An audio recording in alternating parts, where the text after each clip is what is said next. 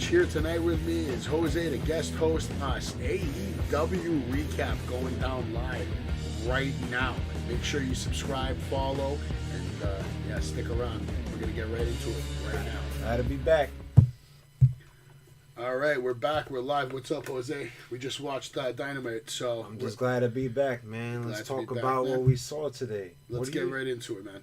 We're going to go over the first match right away. The first match of the night, which I was surprised to see as an opener, was Dustin Rhodes versus CM Punk. I guess they wanted to get the star power out there right away, get everybody hyped up with CM Punk, and make sure that they're in the building to see what they can only see on AEW, which is CM Punk.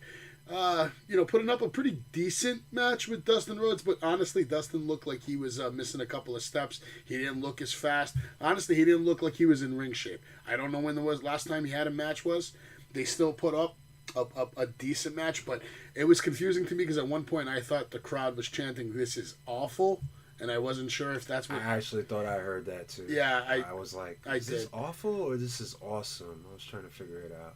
Yeah, Punk won the match. I give it like a 3-star because it could have been better. It would have been better if he would have fought Goldust like 6 months ago. But damn, you gotta love Savage, folks. This guy is so generous. He's giving a 3-star to a match which is a freaking 1-star. Damn. Let's just start off from the top. First of all, you're right. Dustin just looks slow. He looks old.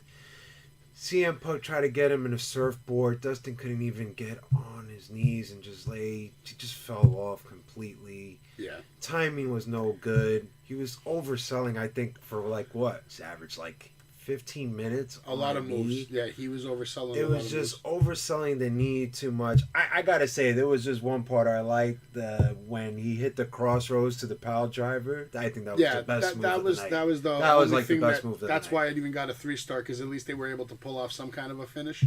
Yeah, but that was the only. I'm giving him the benefit of the doubt because he's a legend and he's Cody's brother, and it was good to just see him on TV. But I was more hyped for the match than the match delivered, and that's what upsets me. That's why it only gets a 3. Well, don't forget, I don't know if there was some sort of botch towards the finish. Did you notice that the finish was just a little weird? Yeah, it wasn't perfect. Right? Well, I think that CM Punk was trying to get Dustin on his shoulders, but once again he fell and somehow he had him on his shoulders, but the problem was I don't think he could push him off because Dustin's been eating too much good food right now. But you did notice once Punk pinned him 1, 2, 3, he did have a conversation right there. I wish I heard what he said to Dustin because something happened there. They definitely shared something happened. They shared a lot of words. I have no idea what they were saying, but in my opinion, if I know those two well, they've been on the road together for many years. They've toured together. They've traveled together. They've checked into hotels together.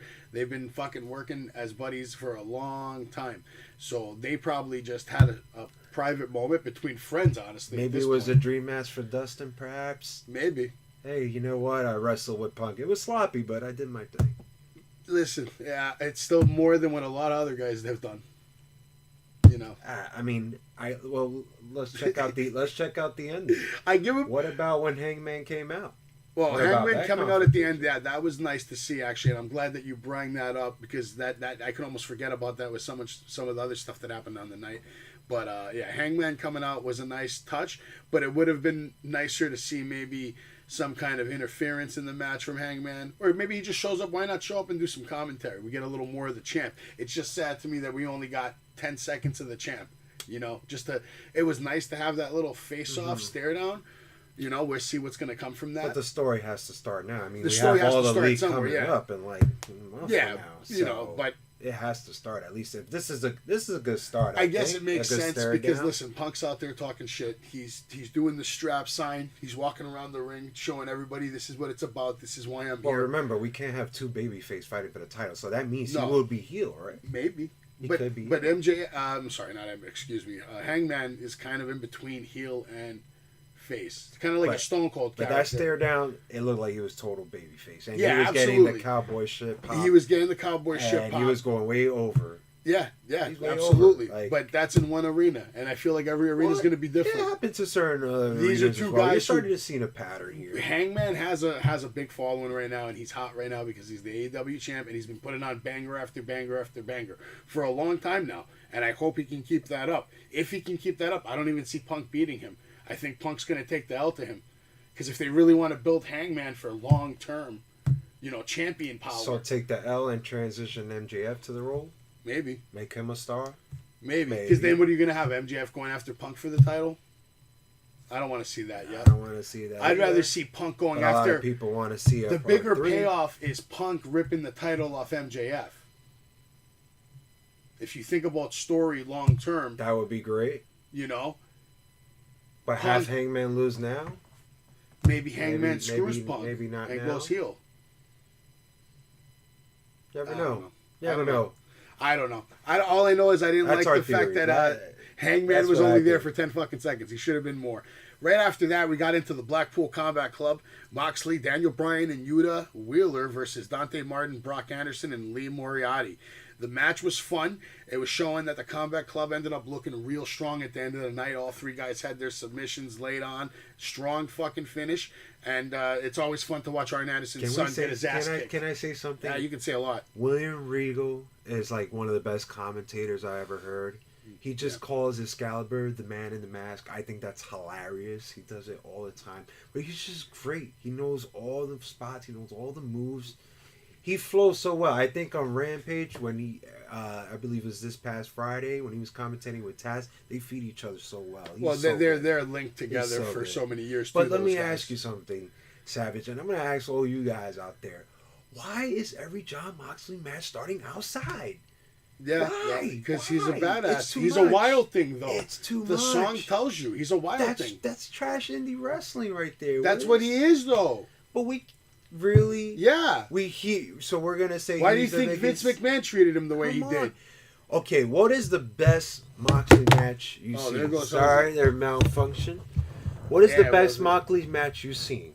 Just name one best Moxley match that you've seen. Okay, Moxley and Kenny Omega did some fun ones. No. I enjoyed the Moxley match versus, I believe, who did he fight? That was really good in WWE. There was one good match he had in WWE. Listen, before my camera malfunctioned again because of this Jon Moxley crap, all right? But there was only one match that Jon Moxley probably ever had that was great in his whole entire career. That's Jon Moxley versus good matches with the Shield. Jon Moxley versus Bryan Danielson at AEW was probably the most Jon Moxley wrestling type of match you've seen. Yeah, that was a fantastic match. You see how my camera didn't malfunction there because I said that? Yeah, because you weren't banging the desk. I wasn't banging it because we got a cheap, always outside. Listen, we got a cheap set here. That's all you need to know. We have a cheap set. We don't have a lot of money here at the Wrestling with Savage show. Not yet. But why is it? That's just the style. They just have to present that. Is that Listen, that's where he comes from, and he loves that shit, and he feels that's what separates WWE from AEW.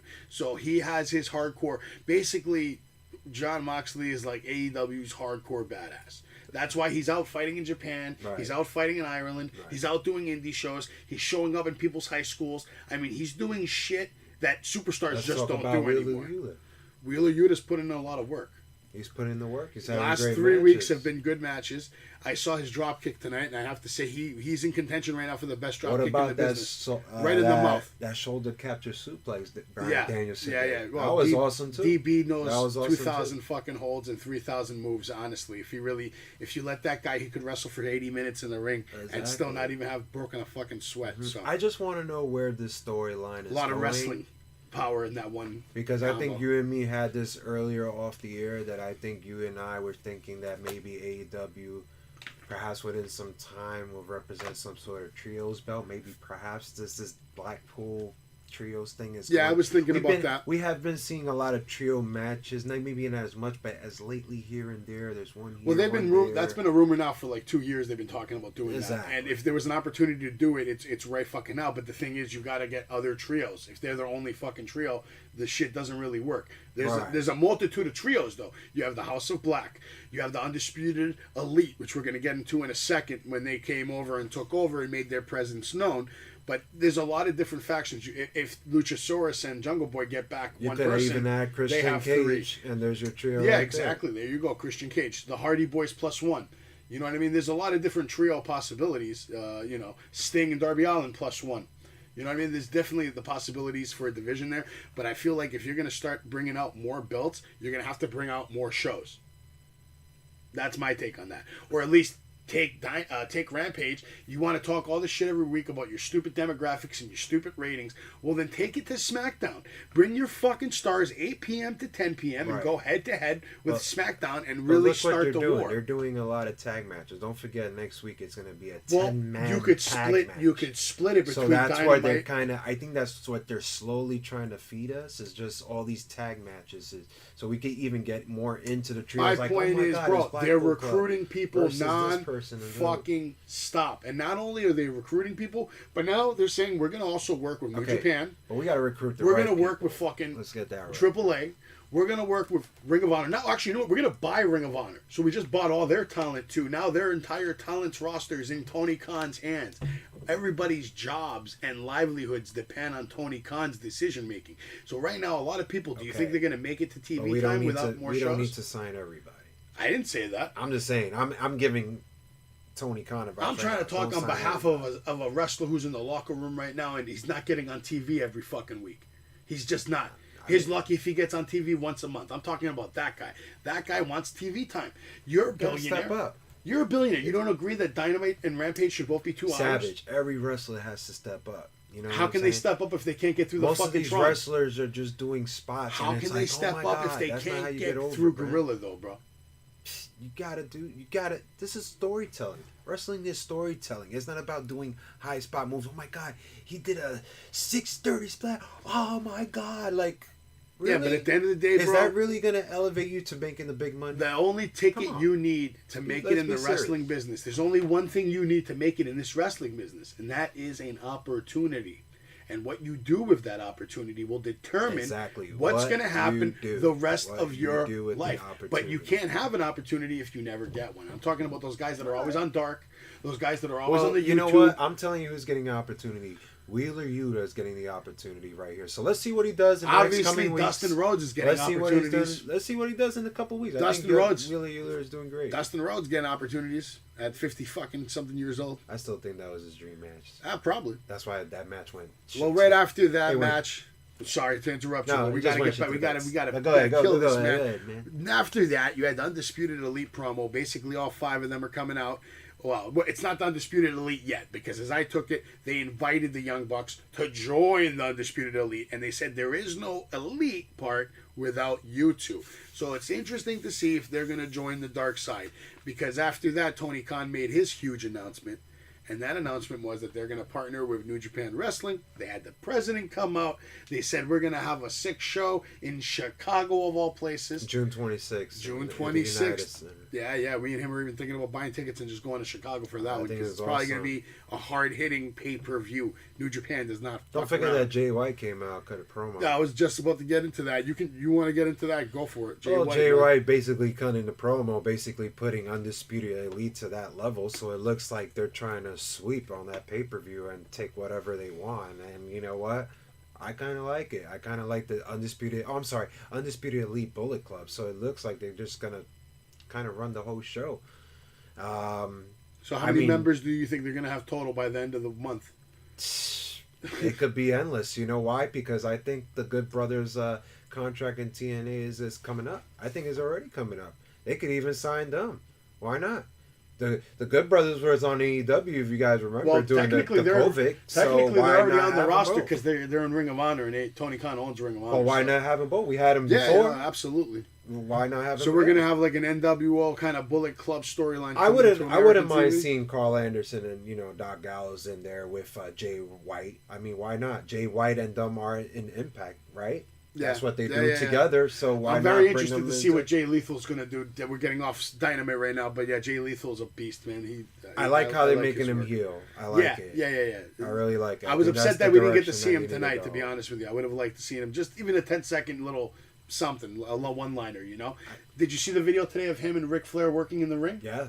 That was He's amazing. the one that reached out. That was amazing. He reached out to Rick, and he was like, you see this guy challenging me, man? Are you serious? Yeah, it was and great. I think that's still one of the best promos in TNA. Definitely Jay Lethal, If Ric you guys Flair. haven't seen it, man, check out YouTube. They definitely did a video today, wrestling in a ring, I think at Rick's house or Jay's house. Something. Yeah. It was cool. It was cool. If nobody ever saw that TNA promo that Jay Lethal cut on Ric Flair, and AJ Styles classic, and all them, that's like a good 7-minute promo. These guys are Please basically YouTube wooing folks. each other for like It's 20 hilarious. minutes. He's throwing his freaking shoe at the guy.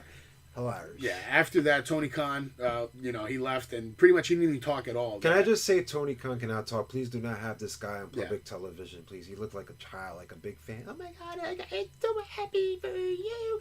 This is why we have Real Regal, for a guy with authority to say announcements. When he said it, I was just like, yeah, no wonder. Well, that's why they cut him Adam short, Cole. man. No, that's why these wrestlers Yeah, just the cut wrestlers promos, cut they cut him short. They saved his ass. Well, I think that was set up like that. I think he did that. I think that was actually set up by Tony. That wasn't set up by, these guys don't have any authority to go cut off Tony Khan. I realized he was horrible. Yeah, so you got to give him credit for that then, because he cut himself and he cut his mouth in half and said, you know what, I'm only going to talk a little, and then these guys are going to come and they're going to finish the promo. So I think the promo delivered what it was supposed to. Absolutely. A little shock, a little excitement for the pay-per-view, for the, collaboration between AEW and New Japan Wrestling. After that, they cut, I think it was a commercial, and then right away they come back from commercial. Just one last thing. Adam Cole is fighting Ishii. At June 26th, yes. That was one of the only matches they announced. Yeah. So that should be... one of the harder matches to beat for the night. They're going to put on a banger. Yeah. But after that, MJF came out and he cut a promo from the Raptors, talking his shit, and this was just an intro to lead right into Wardlow versus the Butcher. It was a decent match with a lot of power moves. It looked like a traditional match from the 80s, two big WWE guys just beating the shit out of each other, and I liked that. It was a finish. It wasn't, Wardlow didn't get screwed by MJF. MJF didn't send bad guys down in there. They actually, for once, I watch Raw, I watch SmackDown, and like every other match is a fucking DQ, a count out, interference. I'm just sick of it. I like clean matches. I like when there's a pinfall in the match. I didn't realize that Wardlow could sell. Yeah. I think today, when he was getting hit, when the Butcher was throwing him on the ring post on the outside, like not once but twice, I was seeing his facial reaction. I was like, "Oh wow, this guy, he could actually sell." Yeah. Like, I wouldn't even think that. I was actually hoping that the Butcher was about to start getting some surprised. chance, man, because he's been working at this wrestling thing a lot longer than Wardlow, and Wardlow's rising to fucking fame instantly. So I was hoping the fans would just give him a little more love out there, and cheer for him a little bit. How Butcher let's go Wardlow, let's go Butcher. Let's not talk about that little botch when the Butcher were giving him the powerbomb, but he just fell off. Yeah, it was too much weight. It's all right. I don't know. It's all right. Maybe it was too heavy. It's a fucking botch. The match, it wasn't a 5-star anyway. No, it wasn't. Most of it was outside anyway. Most of it was like a little bit, 3-4 minutes outside. It was a 3-star match at best, 2.5, 2.75. It was nothing crazy. I'll give it a 2. It was nothing watchable. Bad. It was watchable. It was watchable because you like seeing Wardlow. So, you like seeing the progression of his character. You love seeing the power bombs. Mm-hmm. You love seeing MJF. So right now, whenever you see Wardlow, you're going to see MJF. So if you love seeing MJF, you love seeing Wardlow because that's where the storyline's going right now. And I like how it transitioned from CM Punk to MJF. Now it just transitioned to MJF and Wardlow. I like how it just go into. You didn't make him a loser. Yeah. You just made him transition to another storyline, which is great. It's a great storyline. Listen, I like the storyline. I like it a lot. It's going to go far. I think it's going to last a while. It might even last longer than the CM Punk storyline they had going. And the reason they can keep the storyline going is because they have the whole story of he's under contract, but we don't know when is the contract up. Is it 6 months? Is it a year? Whenever the writers tell us. So. I guess. Hey, man, what writers? This is real life. God damn it. Wrestling is fucking real. Don't you ever let anybody tell you it's not. It's fucking real. The bumps are real. The chair shots are real. Well, the bumps are real. You want to take a chop right now? And let's see if it's fucking real. I would like to take a sip of the water. All right, we'll take a sip of the water. Next, we had another promo with MJF, and this is why I want to get into this. You're going to let me get into this for a good 3 minutes on MJF.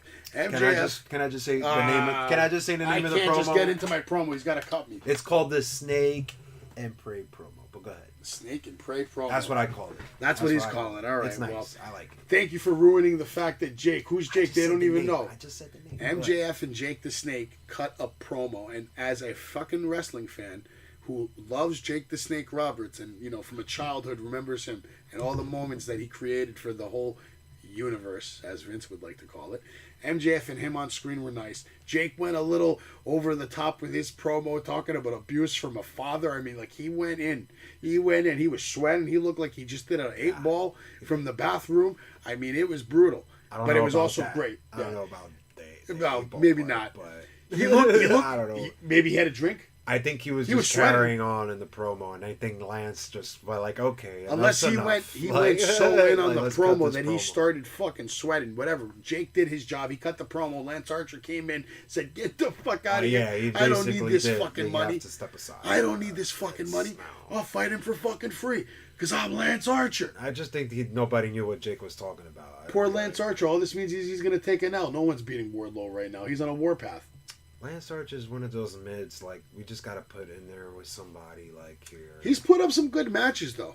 Only what? The one with Adam Page, yeah. The one with Adam Page was a classic. That was a 5-star. You know, yeah. That was a 5-star TV match. But, you know, besides that, what else? What else he's done? I don't know. I was just happy to see MJF and Jake the Snake on the TV at the same time. That was kind of cool because MJF's a heel. Jake the Snake's I like how MJF said all it takes is one bite, and then all of a sudden Jake comes in. Yeah, it was a nice intro. It was a nice intro, like just right. But my point about MJF that I wanted to get into before is the fact is we're seeing this guy on TV not once, not twice, not 3, but 4 or 5 times a night. Out of everybody else in that locker room, this guy right here is getting the TV time. Fans. There are people in the back that go home. They pack their bags. They bring their boots. They bring their fucking ring gear, and they wait.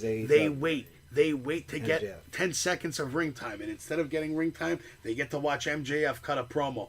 And that's how you should know where MJF is in the fucking pecking order. Tony Khan loves MJF. Don't ever get it twisted. Don't ever think that Tony Khan hates MJF. He loves him. We'll see next year. He loves him. We'll see when his contract ends. He's going to pay him. He has to pay him because if he doesn't pay him, Vince is going to kill him with that move. Well, let's take Warlord, right? Whatever, man. After this, we had the much anticipated. Much anticipated Hook's Dynamite debut. It was quick and sweet, but to me, Danhausen just ruined it. So, what do you think? Once again, Hook got the biggest pop out of everybody throughout the night. More than Moxley? I think more. They went pretty hard for that Wild thing. They did, but. That's all the time, but so you don't think Hook's pop was big? It was a big pop. It was. So you think Hook got pop of the night? I can agree with that. I'm trying to understand this Tony Nese, this Danhausen. I'm trying to understand this silly shit that they got this guy Hook putting in. Well, here's another show where Hook said nothing, no words. Okay, but understand why are we putting in with these clown circus? I don't know. That's a great question. And why is Danhausen pointing at Hook's chest as like, I can't cast my spell on you. I don't know. I don't understand that. I don't know why Danhausen is doing that. I don't even know why you're doing it on this show because it's bad on Dynamite and it's bad here. You should never ever do that again. I like the judo throw by Hook. Over Nelson throw by Hook. Did a nice over Nelson. Well, Hook is pulling on his dad's playbook, though. It's got to be cool that your dad. But he's doing all the basics. I like it. There's nothing bad. He did the run finish. Yeah, but how cool is it that my dad is the suplex machine from ECW, and he can set my character up, which is what exactly. I just don't like how they're booking. But you don't see that though, like the character. Forget the story, because Taz unfortunately obviously Taz has no control over the. It's not the story. I'm just saying the booking, Well, the booking is the story, though. Okay. So let's not book him into this silly crap. But this is Tony Khan's booking. But why we can't keep him Mystique like we've kept him before? Well, that's why he's not talking. That's the only thing that's saving him. We need that Mystique, not Danhausen pointing at him everywhere. I agree. This is the second time we've seen Danhausen. I agree that this Danhausen. This is the second time we've seen it. Well, hopefully it's just going to be a small story. It only goes a couple of weeks because Danhausen should be on Rampage or the clown shows on YouTube. Listen, I get we're going from Hook to Tony Nese. Yeah, that would be a good match. Are we going to get a match, Danhausen versus Hook? If I would, I don't think I'm going to watch that match. You're not going to watch or it. AEW. So you wouldn't like to see Hook at least beat the shit out of Danhausen? Suplex him real hard on his head? So let me get this straight. You want to see a guy that we could elevate into a star in 2-3 years, let's say, to fight a clown, to make him look like a mid? We don't want to make him look like if it led to Danhausen taking some time off, yeah, sure. Oh, come on, Savage. Why not? I can't agree with you on this one. I don't like Danhausen on TV, though. What am I saying that's so wrong? So why would I want to see a match? Why would I even want to pay as a fan to see That's Danhausen why people paid Hook. in professional wrestling for 50 fucking years. I don't care about Danhausen getting beat up. Then you just don't fire him. No, just let him go. I don't want to see Danhausen, period. I don't hate him that bad. I don't want to see him get fired, but I don't want to see him messing up You're Hook's. A supporter No, not at all. But I'm not a hater like that where I don't want to see him get a paycheck or food in his mouth. But he shouldn't be working with talent like Hook. Hook, like Why you can't said, you just work with Orange Cassidy? you said it yourself, Jose. Stay with You the little said circus clown. you said it yourself. Hook is a future superstar. And I agree with you. I don't want to see Danhausen working with that kind of talent right now when you're still in the middle of building this guy's character, talking about his storyline, and basically setting him up for the future. So I agree. But enough about Danhausen. He's wasted enough time on this show. All right? After this, you had the bullshit. I don't even think we need your take on this. I think I can cover the Sammy one. If you want, you can have your take if you want. But I think it was such a shit segment. Do you really have anything else to say other than this? Sammy and Tay's little love story. I'm going to say that the crowd did booze. Yes, of course they fucking booed. Because the Sammy and Tay love story is fucking shit. It has no business on TV. They want to do it on YouTube. His vlog, go crazy, bro. The promo with Scorpio Sky, Dan Lambert, and Ethan Page is the only thing that even remotely saved that segment. And that was only because of one line from Dan Lambert. Everything else was bad fucking television. And I hate to say this because I'm a big Sammy fan. And a big Sammy supporter when he's in the ring doing moves. So far on the mic, at least tonight, that was bad. That was like rookie type shit, man. And we're going to move on to the next match. Savage, I think I got the line that you what was the mentioned. Line? Let me hear it. He said that these guys will give your girl a pounding. And then they called them... no, it was more than that. These guys... No, that was the line. There was more. These guys will give your girl he said, but that was the line. That was the line that got the pop. Yeah. That was the line. But I want to hear the whole line now. These girls will give these guys will give your girl a pounding like she dreams about. I don't know if it was like that, but that was it. That caught me. The guys will give. That was the one good line. That was it. Everything else was trash. After that, you had the Owen Hart Foundation Women's Tournament qualifier with Dr. Britt Baker, DMD versus Danielle Camella. All I'm gonna say is I don't give a shit about DMD anymore. Any comments? I'm always a big fan of her, but I wasn't really too into the match. I think it was just the partner she had, so I wasn't really crazy about the match, even though this was her hometown of PA. But I wasn't really into this match. And I like Britt. I think she's a great worker. I think she cuts one of the best promos. I think she carried the women's division. I'm not a fan of Thunder Rosa as champion. I don't think she could cut promos really great. Yeah. But I wasn't really into this match, and that's kind of sad because I am a Britt fan, but not in this match. I've been a fan of a lot of her matches, but lately her promos and her work that she's been doing, it's not intriguing to me at all enough to make me want to, watch more of it. Especially in her hometown tonight, yeah. I just was not. I wasn't feeling it. Yeah, I don't know if it was the partner. I think it was that Danielle Caramara. Real quick, what are you rating Hook's Dynamite debut match? Oh, man. Well, look, he's fighting enhancements, right? He's we don't need to talk about it. Just tell me, man, quick. Debut match. I'm going to give it a 1.5. I don't like it. You shitted on it, damn. I'll give it a fucking 2 because it was pretty lackluster and it didn't last that long. And I don't think we rated the Jungle Boy match, Kyle O'Reilly. That was probably the best match of the night. We didn't even talk about it. Yeah, we did. You didn't get into it. The Owen Hart? Yeah, we got into it. The Jungle Boy? Well, I kind of liked it. I thought it was a nice technical match. Just what are you rating it right now? Quick start. I'll give it a 3. 3? Okay. Just to get the rating on the show, After all that bullshit with with Britt Baker, like I said, match was terrible. We're moving on real quick. I don't care anymore about Britt Baker right now at this current moment in time. Maybe it will get better if she does something else in the next couple of weeks that, it interests us. Do something interesting. Attack someone. Create a story. Well, she's going to be in this tournament, so it's not... But is she going to win the tournament? She has to. She's already the champ, no? No, she's not the champ. Oh, that's right. We have it's Thunder Rosa. She can't even cut promos. But look, where the fuck was she tonight? You're AEW Women's Champ. I don't even want to hear her. She can't cut promos. She can't cut a promo? She can't. She's not even on TV. Because she can't cut the promo. Yeah, Rampage cutting horrible promos. Damn, son. I think Mark She's Henry, on AEW. I think Mark Henry could cut her. That's disrespectful to women's wrestling everywhere. Henry. Charlotte's offended somewhere. I'm sure Andrade's going back to Charlotte tonight telling her, don't you believe this? If I had we can't even get our champ on the show. If you and me were in teams and we had to pick either Ronda Rousey or Thunder Rosa, I would actually pick Ronda Rousey because Thunder Rosa is just... All right, that's fucking brutal. And they're both bad. Yeah, I agree with you. Next, we had the final main event of the night, which was the Coffin Match with Andrade versus Darby Allin. And the match was fun. It was all over the fucking arena. These guys were literally all over the fucking place. You had some beautiful spots from Andrade showing you his strength and just poise in a big spot moment main event. holding Darby Allin and then backing up backwards 10 feet for a nasty suplex on the ramp. It was good. I enjoyed it. I enjoyed the match. Yeah, it was a great spot. And then Darby Allin with a big finish. That match, I gave it easy 4.5 stars. Easy 4.5.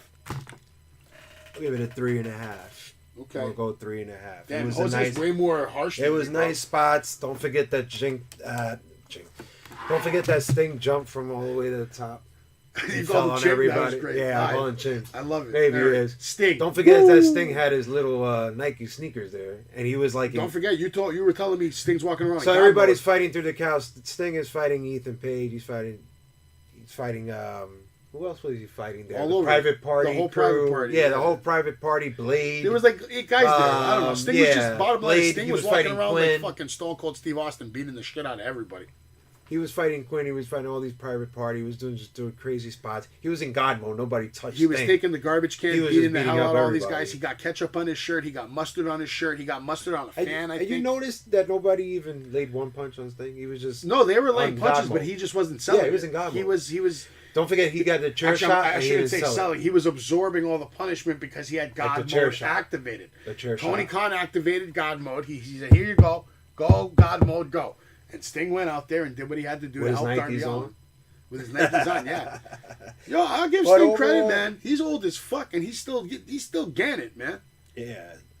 Don't forget when Darby did that modified Slumdog Millionaire move. Yeah. That Orange Cassidy does. It's more like a modified stunner. Yeah. Then he went into the suicide dive with Andrade. Suicide they fell together right into the coffin. I thought that was a nice spot too. No, it was a fun match. It was a nice way to set up the finisher. So actually, now thinking about it, that probably was the best match of the night, only because of the finish.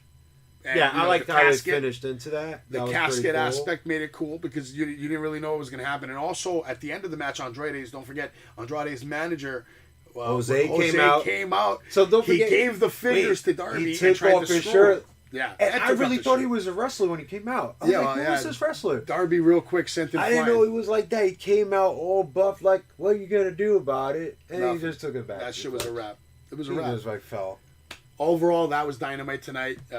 Dynamite to me, it was like a little underwhelming with some of the matches tonight, especially the opener. I was so excited to see CM Punk versus Dustin, and it didn't deliver. It didn't deliver for me. I don't know why. And to me, when a match doesn't deliver as the opener, I think Dustin was nervous. it sets. I don't think it was nervous. I think he just ring rust, bro. Just straight up ring rust.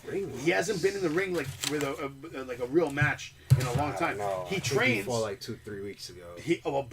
Maybe he's just out of fucking shape, bro. He doesn't look like he's been to the gym. I think it was just one of his dream matches, and you're like, damn, I have the chance. But how is it a dream match for him though? Maybe think about it's it. It's a dream match for CM Punk. It's like Sting. Like Sting, when he saw CM Punk, he must be saying to himself, if I was myself 10 years younger, I would love to get in this ring with this guy that did this and did that. Yeah. It probably was one of his dreams, and he got nervous. Don't forget what happened with Taker and Goldberg right there. Nah, I when can't Goldberg see. shit the bed. Listen, I saw Goldust perform live at WrestleMania 12 against Roddy Piper, man, and I don't feel like that guy has. I don't think he gets nervous. I think this was a physical thing. He had maybe some pain in his fucking knee, which looked real. It looked like he had a legitimate knee pain. He's old. There's a lot of factors. I don't know, man. You're giving him the benefit of the doubt. I just think it was one of those matches that he would love to have. If I was him, I would love to have this match. I'll tell you this: I'm 50-something years old. I'm in my 50s. I would love to have this match. Yeah, that's probably absolutely a possibility. Without a doubt. I don't doubt that he wanted to have the match. And I'll give you an example. Goldberg would love to have that match with Taker. What happened? He shit the bed. Maybe because he got so nervous and so hyped. That match is 20 years late. But it don't matter. It could have had an okay match. But he could have also killed Mark Calloway. He shit the bed. He could have also killed him. This probably what happened into this match too. He probably did some easy spots like the surfboard. He couldn't get on his knees. He fell. Once again, how many times we see him try to carry him on his shoulders for the GTS. Couldn't really get him on. He couldn't really get on him. I mean, I don't know, but this is starting to look a lot like fucking early 2000 fucking WWE, where we're just fucking have old timers. Well, Dustin's a legend. They're both old. They're both old. Dustin's a legend. I told you I like when he did the Crossroads. I thought Punk carried the match. Punk carried the match. Yeah, he did. You have to admit that. He did. Without a doubt. Sometimes Punk could oversell, so that's the only thing I... He had a good sell last week where he had me convinced he broke his fucking knee. I didn't know if it was a botch or if he broke his knee. I see. Yeah, a lot of people were saying that. Yeah. I made a video on that because I wasn't sure. I wasn't fucking But sure. you know, I mean, But it was still fun. We had a good time. I give it the benefit of the doubt. Hey, look, they try to pull something off. They did What a do you couple give a nice Dynamite spots. for the night overall? Out of 5? Yeah, out of 5. Shit. Wow. I've seen way better Dynamites, I'll tell you that much. I'll give it a 2.5. I'll go 2.5. I'll go 2.5. It didn't start off great. It didn't. And it disappointed. A lot of fans were not into it. I'm only giving it a 3. I'm giving it a 3 because there was 3 matches with clean finishes. You know what I didn't like about the main event in the beginning? That Darby was using the skateboard for like 10, 15 yeah, minutes. that was kind of overkill. It was Well, like, not come 15 on. minutes, a few minutes, yeah, for sure. But it felt like that, and it felt overkill. I agree like with you, you yeah. mentioned. It was definitely it was a little like too much. Too much. Like, come on, too much. But like I spots. said, I'm giving it a 3-star because there was at least 3 matches with clean finishes, and I'm a big fan of, just clean finish wrestling. I think probably the sleeper and probably the match of the night is probably that Kyle O'Reilly match. I think that was the probably, Kyle O'Reilly match was actually Kyle good. The O'Reilly finish match was with solid. Jungle Boy, I think, was probably the most Jungle technical Boy sold match. everything fucking. Well, yeah, But without I'm a saying doubt. technical wrestling match yeah, of the night. Yeah, absolutely. Because you cannot, even though BD, the Darby Allin was a complete fucking brawl. even The though other Bryan match was a Danielson, fucking joke. BD is a great wrestler, he's like the best. It still wasn't. What was the great best promo of the match night? I'm going with MJF. You gotta and Jake go the with Snake. MJF and Jake because Yeah. Jake was over rambling killed it. about his abuse. I don't know what the hell. He killed it though. I don't care. It was great. It worked for the segment. When Lance Archer He came killed it. out I don't know and what he was threw him- talking about, but he Yeah, killed it. Lance Archer didn't Yeah, either. That's why he threw his old ass. I don't know what he was talking about. He's You know like, what he was talking about? he's like, yeah, he was talking about his father abusing him properly. He was going in, bro. Was he drunk? I don't know. I don't know. I didn't get it. It was I fun didn't though. I get it. don't give a shit. I didn't get loved it. it. I didn't get it. I I liked loved how it. it transitioned. I loved it. But MJF really cut the promos for the night, without a doubt. Yeah, It man. was. Oh well, you know what? It could be a tie between that and Adam Cole when he did the whole New Japan. Yeah, that thing. was cool. I just That was had pretty more cool, fun with too. the Jake the Snake. But, But overall, we yeah, had a good Jake the time on Snake. Dynamite. We're gonna close out the show tonight. Your boy Jose's over here. He'll be hopefully on a lot of other shows, either from here or from home. He's in studio today, and we had a lot of fun. We also did a WrestleMania recap, which you can go Please back watch to the that. YouTube page. You can check it out. You make sure you're following Wrestling is Savage on YouTube and Instagram. Thanks for having me again. Man. Absolutely, Pretty man. cool, Thank you for coming and thank you for being thank on the you, show. man. Appreciate And it. follow us on TikTok. Soon he's going to make a TikTok too because I'm going to bother him until he does. And Everybody wants me to then have you- a TikTok. Then you can guys. follow both of us and we can grow. I And, guess you I'm know, gonna have to. but if you like the show, you should subscribe either here on Spotify and you can listen to us in your car anytime. This will be the first of many, many more shows. We're going to have a lot of shows coming up. So, yeah. Have a good night.